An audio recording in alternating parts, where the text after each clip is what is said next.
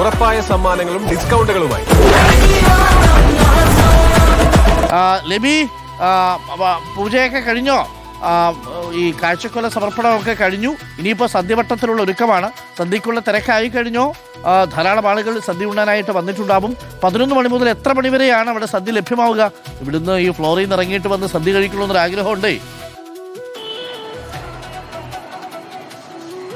Doctor Arun, ഇവിടെ സദ്യക്കുള്ള തയ്യാറെടുപ്പായി എന്ന് മാത്രമല്ല, സദ്യ വിളമ്പി തുടങ്ങി. നോക്കൂ, ഉത്രാട സദ്യ തൃക്കാക്കരപ്പൻ്റെ മണ്ണിൽ വന്ന് കഴിക്കുക എന്നുള്ളത് വലിയ പ്രസിദ്ധമാണ്, വലിയ പ്രാധാന്യമാണ്. തീർച്ചയായും വാർത്തയൊക്കെ വായിച്ചതിന് ശേഷം ഇങ്ങോട്ട് വന്നിട്ടുണ്ടെങ്കിൽ ഇവിടെ പ്രത്യേകം ഞാൻ പഴയടത്തോട് പറഞ്ഞുകൊള്ളാം, നിങ്ങൾ തമ്മിലുള്ള സൗഹൃദവും അവിടെ നിൽപ്പുണ്ടല്ലോ. എന്നോട് രാവിലെ അന്വേഷിക്കുകയും ചെയ്തു അദ്ദേഹം. ഏതായാലും അതൊക്കെ ഞാൻ പറഞ്ഞേൽപ്പിക്കുകയും ഇവിടെ അല്പം മുമ്പാണ് ഈ തൃക്കാക്കരപ്പൻ്റെ ഇവിടുത്തെ ഉത്രാട സദ്യയുടെ ഉദ്ഘാടനം ഔപചാരികമായി നടന്നത്. മന്ത്രി ഗഫൂറാണ് ഉദ്ഘാടനം നിർവഹിച്ചത്. അതിനുശേഷം ഇവിടെ സദ്യവട്ടമൊക്കെ വിളമ്പി തുടങ്ങി. ഇത് വലിയ വിശേഷപ്പെട്ട സദ്യ വട്ടങ്ങൾ. അതെ, പഴയിടം നമ്പൂതിരിയാണ് ഈ സദ്യ ഒരുക്കിയിരിക്കുന്നത്. എന്തൊക്കെയാണ് വിളമ്പിക്കൊണ്ടിരിക്കുന്നത്?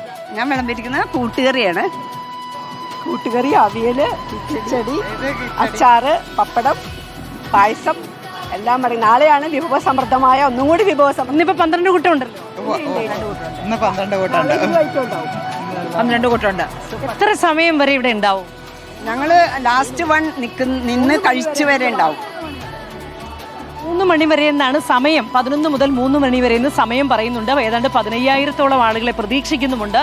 അതിനുള്ള സദ്യയൊക്കെ ഇവിടെ ഒരുക്കി കഴിഞ്ഞു. ഏതായാലും 3 മണി എന്ന് പറയുമ്പോഴും ഇവിടെ എത്ര സമയം വരെ, അവസാന ആൾ വരുന്നത് വരെ ഇവിടെ ഈ തൃക്കാക്കരപ്പൻ്റെ അമ്പലത്തിൽ നിന്ന് ഇന്ന് അവർക്ക് ഓണസദ്യ ഉണ്ടായിരിക്കും. ഇന്നത്തെ ഉത്രാട സദ്യ എന്ന് പറയുന്നത് ഈ ഉത്രാട സദ്യയുടെ പ്രാധാന്യം അറിഞ്ഞ് വളരെ ദൂരെ നിന്ന് പോലും ആളുകൾ ഇങ്ങോട്ട് എത്തുകയാണ്. ഇവിടെ സദ്യ ഇപ്പോൾ വിളമ്പി തുടങ്ങിയിരിക്കുന്നു. ഈ സദ്യ, ഇവിടെ ഒരു പന്തലുണ്ട്. ഈ പന്തലിൽ ഒരുമിച്ച് ഒരേ സമയം എത്ര പേർക്ക് ഇരിക്കാൻ സാധിക്കും? ഇവിടെ 10:30-ക്ക് എത്ര പേർക്ക് ഇരിക്കാൻ സാധിക്കും ഒരേ സമയം?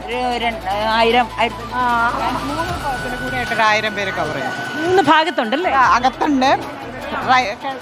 3 ഭാഗത്തായിട്ടാണ് ഇവിടെ ഇങ്ങനെ സദ്യ ക്രമീകരിച്ചിരിക്കുന്നത്. ഇവിടെ എത്തുന്ന ആർക്കും, ഏത് ഭക്തർക്കും ഇവിടുത്തെ ഒരു പ്രത്യേകത തന്നെ തൃക്കാക്കരയുടെ ഉത്സവത്തിന്റെ, ഓണത്തിന്റെ പ്രത്യേകത പോലെ തന്നെയാണ് തൃക്കാക്കര അമ്പലത്തിൽ. ഇപ്പോൾ സമയം 10:48. ഒരു 11 മണിയോടുകൂടി സദ്യ വിളമ്പി തുടങ്ങി, സദ്യ കഴിച്ചു തുടങ്ങും. അപ്പോൾ പ്രിയപ്പെട്ട പ്രേക്ഷകരെ, ഇത് കഴിഞ്ഞിട്ട് വേണം നമുക്കും പോയി ഭക്ഷണം കഴിക്കാൻ.